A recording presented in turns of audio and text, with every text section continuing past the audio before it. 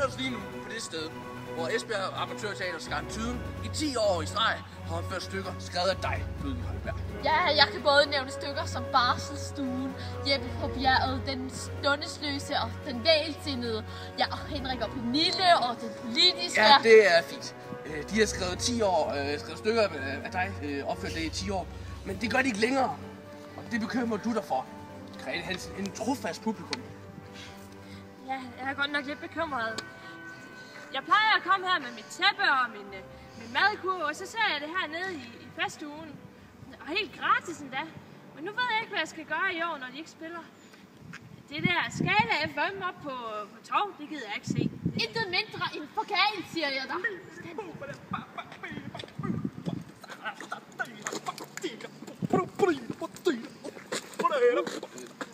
Undskyld, vi er lige ved at lave det interview her.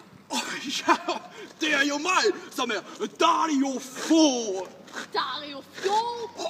Ja, det er fint med dig, men vi er lige ved at lave det interview her. Men det er jo mig, som overtager traditioner. Nej, nu forstår jeg slet ikke noget. Kan du uddybe det? Si.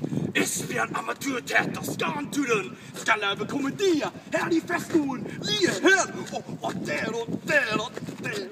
Svindel og humbug.